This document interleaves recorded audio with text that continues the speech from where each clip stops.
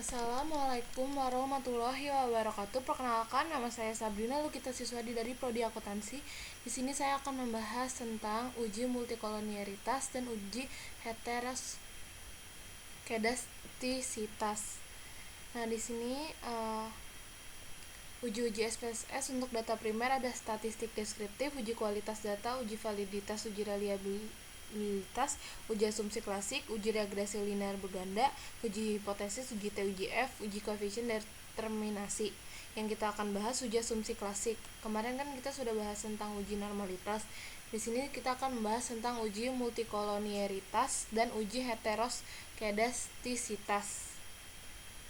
Uji multikolonialitas, menurut Ghazali, uji multikolonialitas bertujuan untuk menguji apakah model regresi ditemukan adanya korelasi antara variabel bebas. Model regresi yang baik seharusnya tidak terjadi korelasi di antara variabel independen. Salah satu cara untuk mendeteksi ada tidaknya multikolonialitas di dalam model regresi dapat dilihat dari nilai tolerance dan lawannya variance inflation factor atau VIV. Uji multikolonialitas dilakukan dengan melihat nilai tolerance value dan variance inflation factor atau VIV pada tabel coefficient. Kriteria hasil pengujian adanya multikolonialitas yaitu sebagai berikut. Kita lihat pada kolom kolonialitas statistiknya. Tolerance value yang kurang dari 0,1 atau VIV lebih dari 10 terjadi multikolonialitas. Kalau tolerance value lebih dari 0,1 atau VIV-nya kurang dari 10 tidak terjadi multikolonialitas. Uji heteroskedastisitas. Menurut Ghazali, uji heteroskedastisitas bertujuan untuk menguji apakah dalam model regresi terjadi ketidaksamaan varians dari residual satu pengamatan ke pengamatan yang lain. Model regresi yang baik adalah yang homoskedastisitas atau tidak terjadi heteroskedastisitas. Uji heteroskedastisitas dengan grafik plot. Pada umumnya model regresi yang baik yaitu model regresi yang terbebas dari masalah heteroskedastisitas. Untuk menguji asumsi heteroskedastisitas dapat menggunakan grafik scatter plot. Grafik scatter plot melihat antara nilai prediksi variabel dependen yaitu spread dengan residualnya SRE SID. Deteksi ada tidaknya heteroskedastisitas dapat dilakukan dengan melihat ada tidaknya pola tertentu pada grafik scatter plot antara stress ID dan JPRED yang telah diprediksi. Adapun cara untuk mendeteksi ada atau tidaknya heteros adalah melihat grafik scatter plot. Dasar analisisnya adalah jika ada pola tertentu seperti titik-titik yang ada membentuk pola tertentu yang teratur, bergelombang, melebar, kemudian menyempit, maka indikasikan telah terjadi heteroskedastisitas. Jika tidak ada pola yang jelas serta titik-titik menyebar di atas dan di bawah angka 0 pada sumbu Y, maka tidak terjadi heteroskedastisitas. Selanjutnya, uji heteroskedastisitas dengan uji Glasser. Uji Glasser yaitu meregresi nilai absolut residual terhadap variabel independensi. Jika variabel independen signifikan secara statistik mempengaruhi variabel dependen, maka ada indikasi terjadi heteroskedastisitas. Hasil tampilan output SPSS dengan jelas menunjukkan bahwa tidak ada satupun variabel independen yang signifikan secara statistik mempengaruhi variabel dependen. Nilai absolut UT absurd. Hal ini terlihat dari probabilitas signifikannya di atas tingkat kepercayaan 5%. Jadi dapat disimpulkan model regresi tidak mengandung adanya heteroskedastisitas. Uji heteroskedastisitas dengan uji Park. Menurut Ghazali, uji Park mengemukakan metode bahwa variance S2 merupakan fungsi dari variabel-variabel independen. Apabila koefisien parameter beta dari persamaan regresi tersebut signifikan secara statistik, hal ini menunjukkan bahwa dalam data model empiris yang diestimasi terdapat heteroskedastisitas, dan sebaliknya jika parameter beta tidak signifikan secara statistik, maka asumsi homoskedastisitas pada data model tersebut tidak dapat ditolak. Adapun kriteria uji Park, jika nilai probabilitasnya lebih dari 5%, maka dikatakan terjadi gejala heteroskedastisitas. Jika nilai probabilitasnya kurang dari 5% atau 0,05, maka dikatakan terjadi gejala heteroskedastisitas. Di sini kita akan membuka SPSS-nya.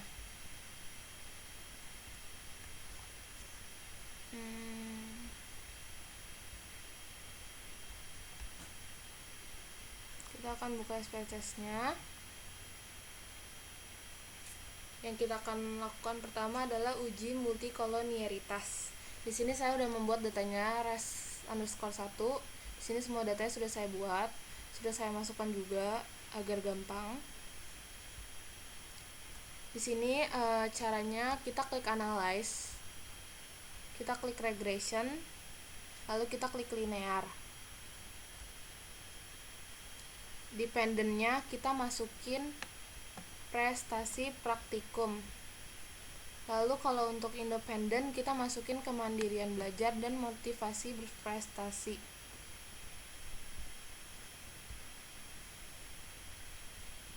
Untuk statistiknya,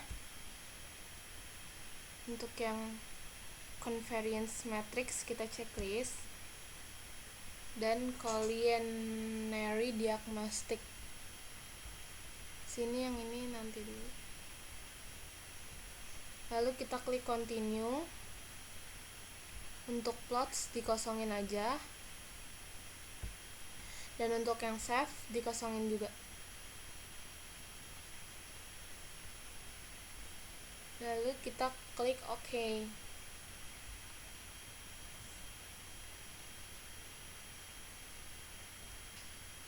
Ini untuk outputnya sudah keluar.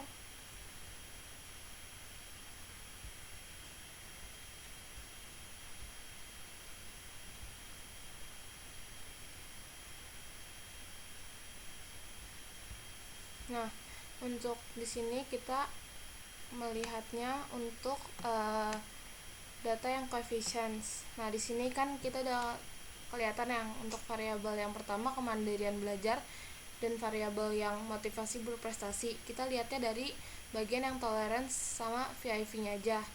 Di sini kan untuk yang kemandirian belajar itu 0,789 yang berarti lebih besar daripada 0,1 yang berarti tidak terjadi multikolonialitas. Nah, di sini ada ininya.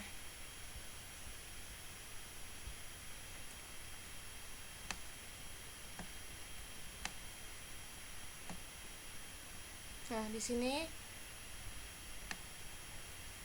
kelihatan sekali di sini 0,789 yang berarti lebih besar daripada 0,1 atau VIV kurang dari 10, tidak terjadi multikolonialitas, yang berarti pengujian multikolonialitasnya sudah selesai. Sekarang kita akan melakukan pengujian berikutnya, yaitu uji heteroskedastisitas, tapi melakukan uji grafik dulu. Caranya kita klik analyze, lalu kita klik regression, lalu kita klik linear lagi. Untuk dependennya kita masukkan prestasi, independen, kemandirian belajar, dan motivasi prestasi. Untuk plotsnya kita masukin ke yang Y, itu stress, dan untuk yang X kita masukin yang spread. Lalu klik OK, continue. Untuk yang save kosongin, lalu kita klik OK.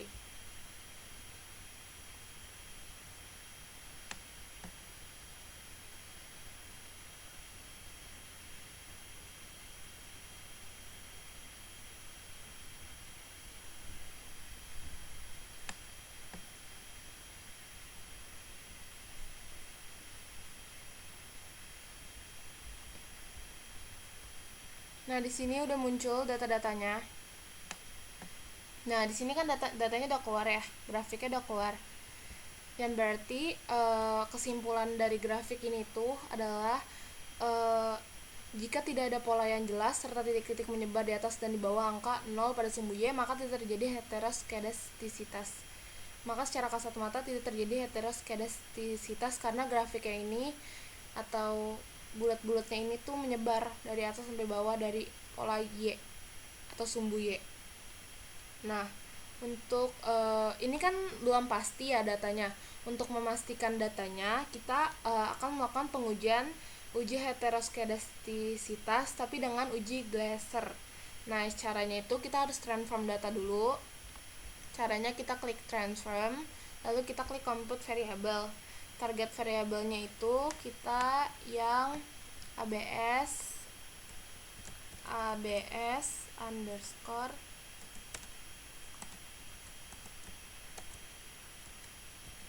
res 1 ya kan. Lalu kita masukin function groupnya all. Lalu untuk function and special variabelnya kita masukin yang abs, lalu kita gini. Lalu untuk numeric expressionnya kita hapus yang bagian tanda tanyanya, lalu kita klik unstandardize res 1, klik OK.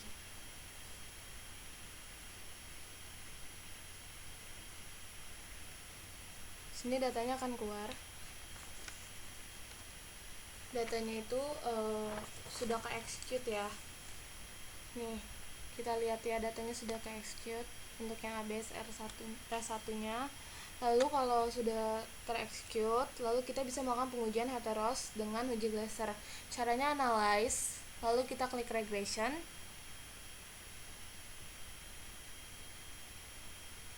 Lalu kita klik linear. Dependentnya ini kita masukin ke dalam sini, kita masukin yang ABS res 1. Untuk independennya sama kemandirian belajar dan motivasi berprestasi, save-nya kita kosongin. Lalu untuk statistiknya itu estimates, covariance matrix, model fit, dan collinearity diagnostic kita checklist. Lalu ini kosongin aja, kita klik continue.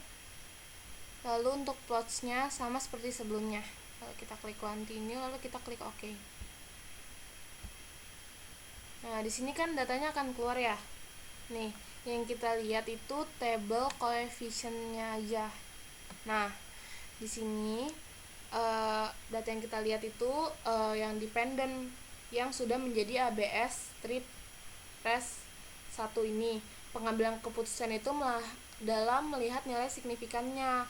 Nah, di sini nilai signifikan yang kemandirian belajar itu kan 0,127 di atas tingkat kepercayaan 5%, disimpulkan bahwa terjadi heteroskedastisitas. Nih, kita lihat ya PPT-nya. Kita kan sekarang lagi melakukan pengujian uji Glaser. Kalau misalnya nilai signifikannya yang kemandirian belajarnya itu sudah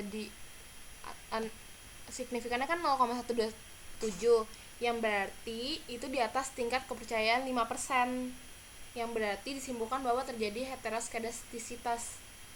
Yang motivasi berprestasinya juga sama. Di sini signifikannya 0,020 yang di atas kepercayaannya 5%, berarti disimpulkannya itu tidak mengandung adanya heteroskedastisitas. Yang berarti pengujiannya ini juga selesai.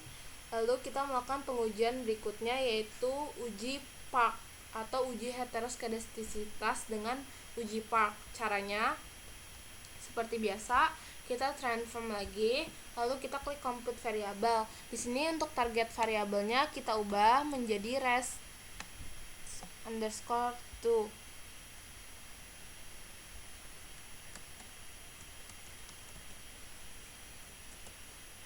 Res huruf besar tuh. Lalu untuk target variabelnya res2, function groupnya all. Lalu untuk yang ini hapus dulu ya. Untuk yang function and special variabelnya kita ganti menjadi ln.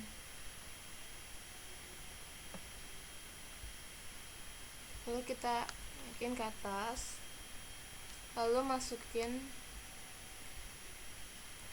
yang unstandardized yang res 1, kita masukin lagi dikali unstandardized lagi. Nah, sudah, lalu kita klik OK. Nah, di sini kan datanya udah keluar. Datanya sudah keluar. Nah, di sini udah keluar kan, udah ke execute. Lalu kita transform lagi untuk mengisi yang ln res ini. Transform, lalu compute variable, lalu target variabelnya kita ubah menjadi ln. ln underscore res2. Di sini datanya kita hapus, lalu yang kita masukin itu res2, kita masukin ke sini. Ini function of group-nya sama kayak tadi, lalu kita klik oke. Lalu nanti datanya sudah ke execute, datanya sudah keluar semua kan. Biar kita bisa melakukan uji heteroskedastisitas dengan uji Park. Caranya kita klik analyze, kita klik regression, lalu kita klik linear. Nah, untuk dependentnya kita masukin yang ln res2 atau ln underscore res2. Lalu untuk statistiknya sama kayak sebelumnya, lalu kita klik continue. Untuk plot kita kosongin, kita isi yang ini sama, kita klik continue. Untuk yang save kita kosongin, lalu kita klik continue, lalu kita klik OK. Nah, sini udah keluar datanya.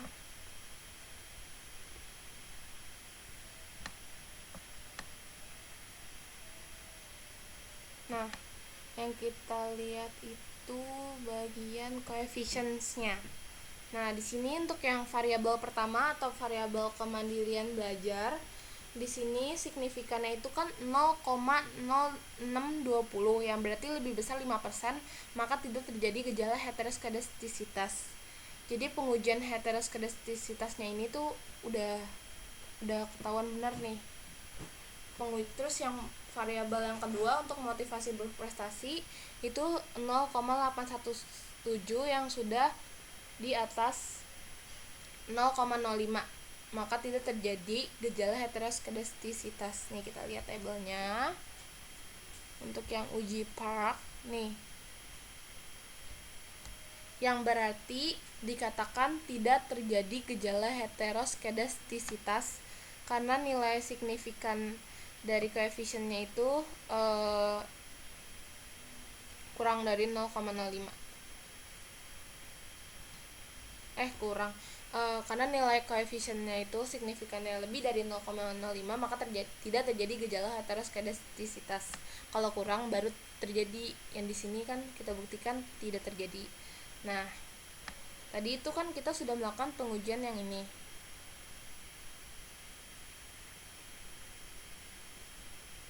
Pengujian yang ini ya kan, untuk yang uji heteroskedastisitas dengan uji grafik. Nah, kalau uji ini tuh belum tentu benar, kayak ini masih secara kasat mata kayak uji-uji sebelumnya Nah, jadi ini tuh belum akurat dibandingkan uji yang koefisien yang ini, uji yang uji yang Glaser sama uji yang Park. Baru bisa dikatakan ujinya itu sudah benar atau sudah akurat. Karena pengujian uji Glaser dan uji Park itu dia itu memakai nilai signifikan, jadi bisa disebut ujinya itu benar atau akurat. Nah, yang berarti datanya ini tuh. Nah, sekarang kan kita buka lagi PPT-nya, kita lihat. Nah, tadi kan kita melakukan uji asumsi klasik. Yang kita lakukan di sini itu uji multikolonialitas dan uji heteroskedastisitas. Yang berarti datanya itu terbebas dari uji multikolonialitas dan uji heteroskedastisitas. Yang berarti pengujiannya itu juga sudah selesai. Sekian dari saya, Sabrina, Bekita Siswadi. Maaf kalau ada salah-salah kata. Wassalamualaikum warahmatullahi wabarakatuh.